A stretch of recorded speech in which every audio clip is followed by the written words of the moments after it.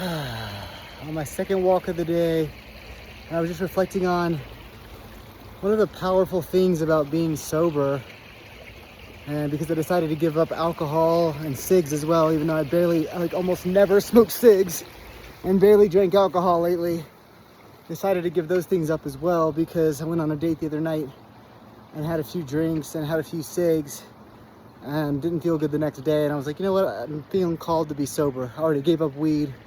Let me give up these things as well and just try it for like a year and see what happens. And I think one of the beautiful things about it is if you're a happy person, and I already felt like I was a pretty happy person, when you're a happy person and you're consuming alcohol, weed, whatever, people can attribute your happiness to those things. When you're sober and you're a happy person, nobody can be like, oh, they're just happy because they smoke weed or they drink.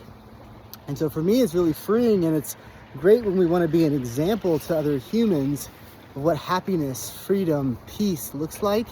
They can't attribute it to anything that we do if we're sober. Like, you know, obviously they can attribute it to things we do, our mindfulness practices, things we eat, exercise, but that's what we want them to attribute it to, right? Because we want to be good examples for people in life. I think that's what I'm stepping into now as a 35-year-old. I'll be 36 this year in September. We're in May now, so at 35, and just finished my second year of grad school, going into my third, and I'm already seeing real clients in the real world as a therapist.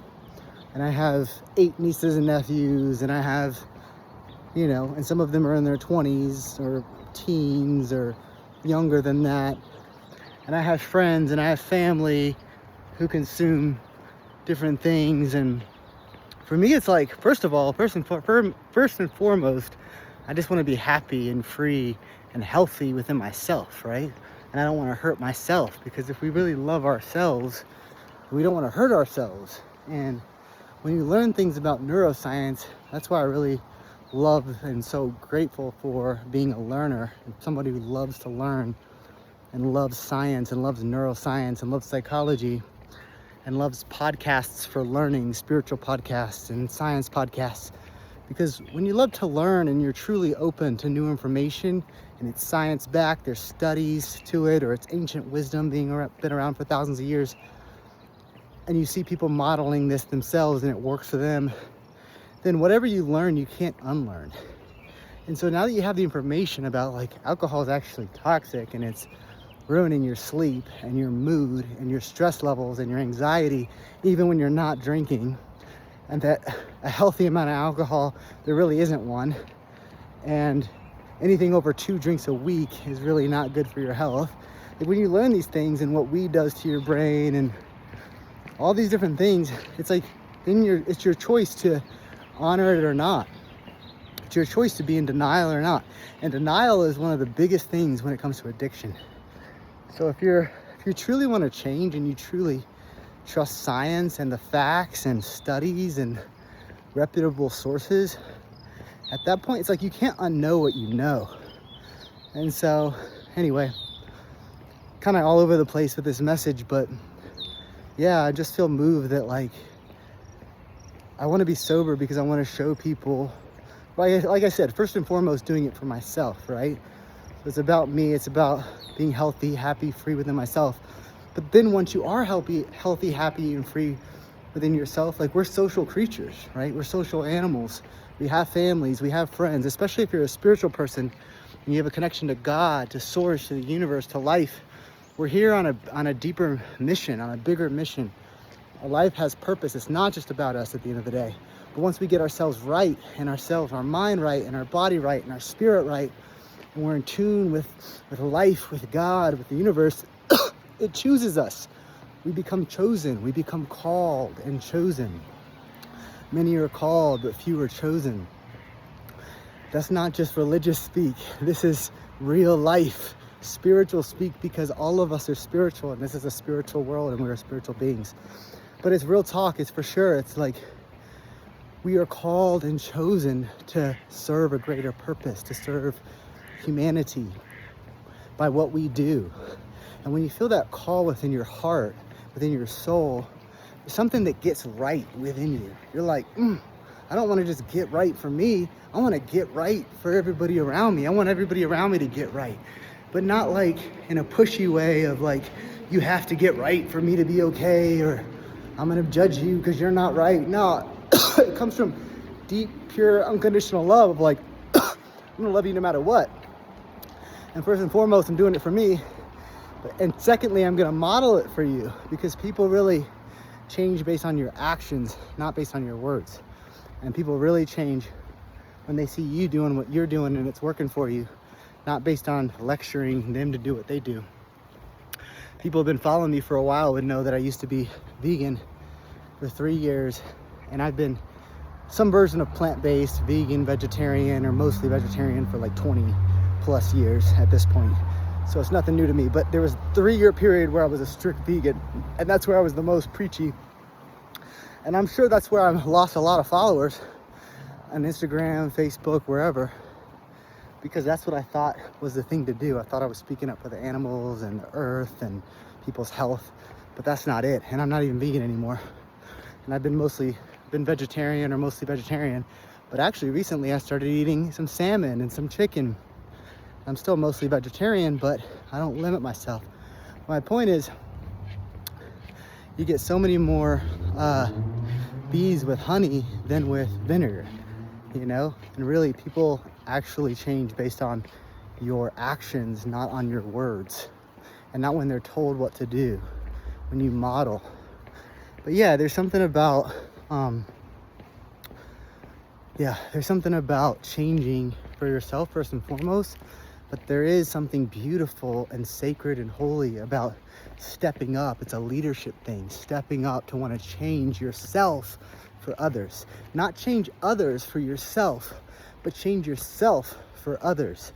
To be an example for your nieces and nephews, for your cousins, for your brothers and sisters, and your aunt and your mom and dad, and your friends, and in your future partner or your future children or whoever. Whew, wow, it gets deep, dude. It gets deep, and it's powerful. That's why it's a calling. That's why it feels like a calling, and it feels like you're chosen. For me, I feel like I'm breaking ancestral holds on my family, generational curses. That's how it really is. My dad is an alcoholic. His dad was an alcoholic. My dad's dad died in his 50s from alcoholism. My dad is in his 70s and still living, and an alcoholic, and he's been one his entire life, pretty much, for decades. I recently decided to give up alcohol, even though I barely drank, because I went on a date and had 5.5 drinks and 3 cigs, even though I never smoked cigs. I can't remember the last time I smoked a cig, probably years. And I barely drank alcohol recently. I would have like one when I would go out with friends. But I had 5.5 drinks the other night and 3 cigs, and I felt bad the next day. And I was like, you know what? I already gave up weed. Let me give up alcohol and cigs too, even though I barely do them. Because I just want to try being fully sober for like a year or more. Probably going to be longer if in a year's time I look back and I feel amazing and my life's completely different. Because I don't want to just give it up for me. I want to give it up for all the people in my life that struggle with these things. Even though I didn't struggle with alcohol or cigs, there's people in my life who do. Like, for me, I struggled with weed, but there's people in my life who struggle with alcohol. And by being somebody who gives up alcohol, even though I don't struggle with it, it's almost like being in solidarity with the people in my life who I know that they do. Again, leading by example and breaking generational curses and patterns. It's almost like I could think, I don't need to give up alcohol because I'm not an alcoholic. I don't struggle with it. But my dad is, and my granddad was, his dad. So in a way, it's like really powerful to give it up, even if you don't struggle with it, because you're breaking generational curses.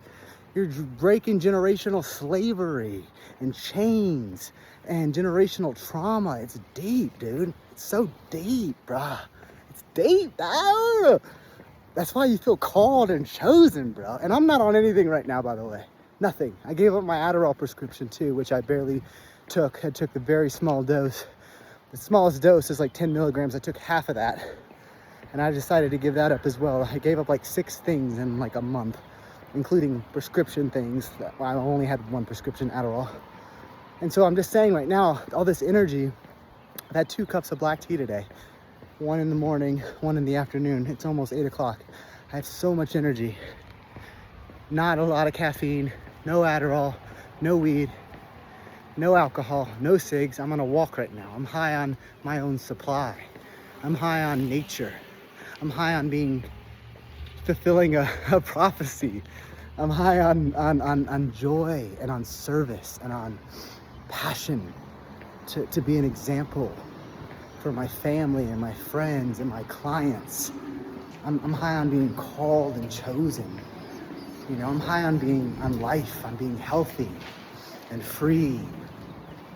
Whew, powerful, dude, powerful stuff. Whew, let me take a breath, brother. Let me take a breath. Whew. Nature, high on nature. I'm high on God. Oh, by the way, it's June 1st and it's Pride Month, and I just want to say, God is not for the conservatives only. God is not for, trust me, God ain't in them. They don't really have God. We need to reclaim God, because God is actually not just for conservative folks. Most of them aren't even godly. They think they are, but they're not.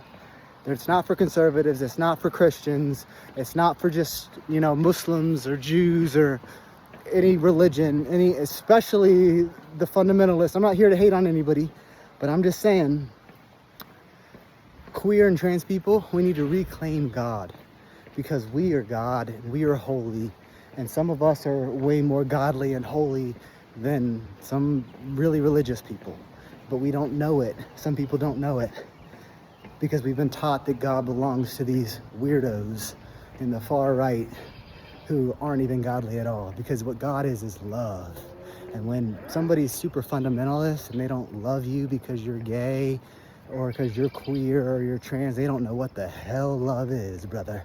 They don't know what the hell God is, brother.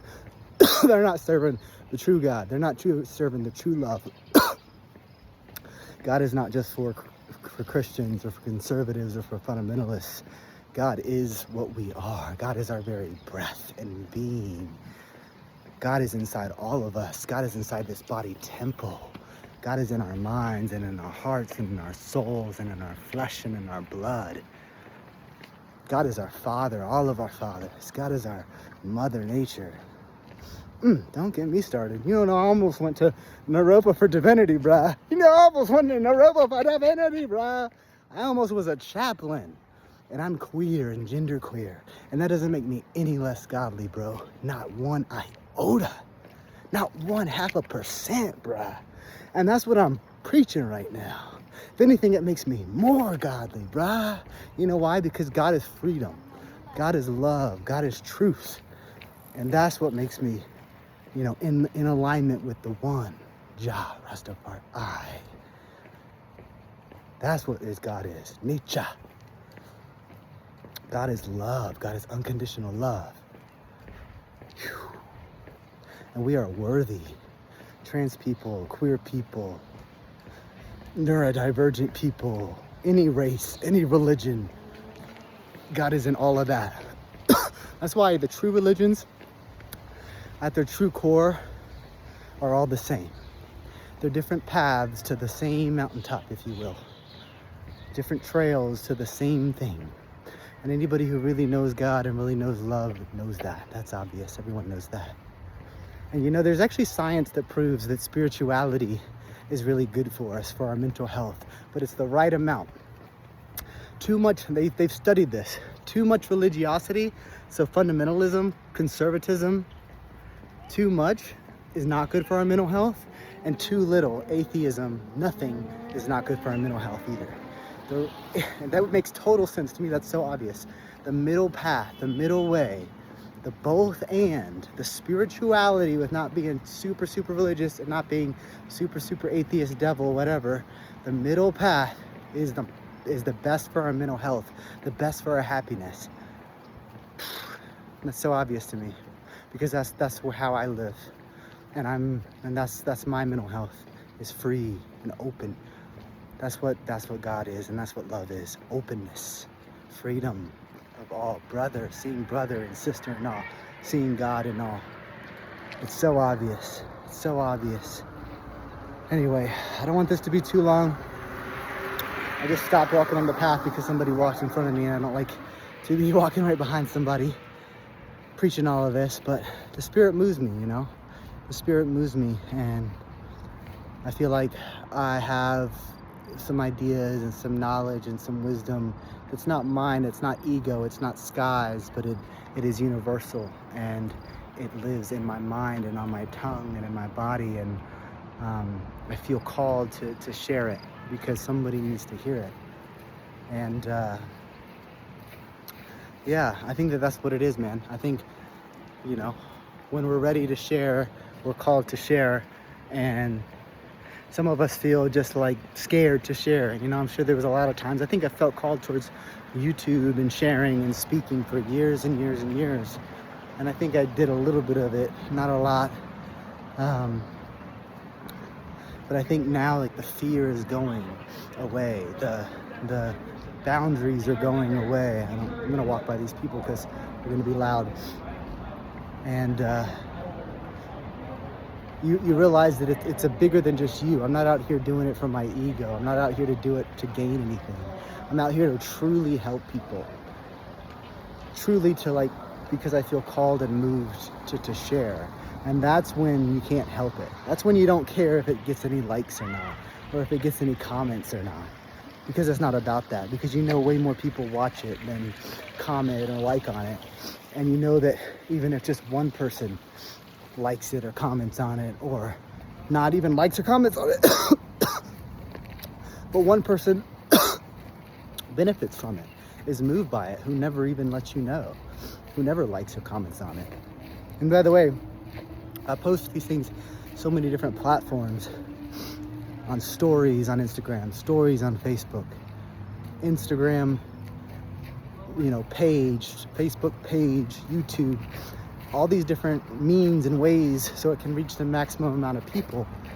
And so it might not get any likes or comments, or very few on one, but it might on another one. So my point is, looks can be deceiving. It's not all about what it looks like on the outside, and that is ego, wanting likes and comments and stuff like that.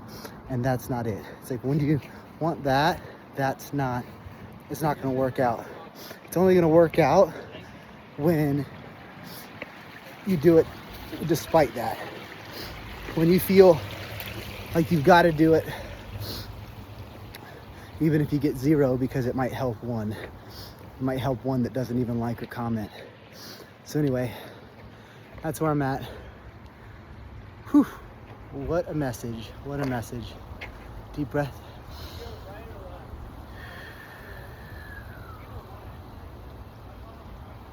It's amazing to me too. It comes through me. It's amazing to me too. And I'm blessed to be just the channel for it, for God's love, for God's message. One love. Happy Pride Day, Pride Month, which means being proud of who you are and who God made you and who God continues to make you. Because that whole reasoning of, oh, God made you a girl, so that's what you are. Nah. God also made you a baby. Are you still a baby? No, you're an adult. God makes us every moment, every day new. We're here to be who we are in this moment, and that's what God made us. God made us trans. God made us gay. God made us neurodivergent. God made us mixed race. God makes us whatever religion we are, or spirituality, and we can always change that. God makes us vegan until we're not. All of that is creation. God loves creation, and God loves variety. Let's not get caught up in what God made us, you know, as babies. We all change. You don't have to be queer or gay or trans to know that you've changed a lot in your life. And you don't have to be trans or gay to change a lot in your life. You can change every day. You can change your personality. You can change a lot of things about yourself. All right, more videos to come. This is almost 20 minutes, but just grateful to God for this message. Grateful to God that I'm not afraid to use the word God, because it's a powerful word, and I know what it means, and it exists within us all, and it's universal, and it's not just for religious people or conservative people. Let the trans and the gays reclaim it. It is power, it is love, it is you, it is life. One love.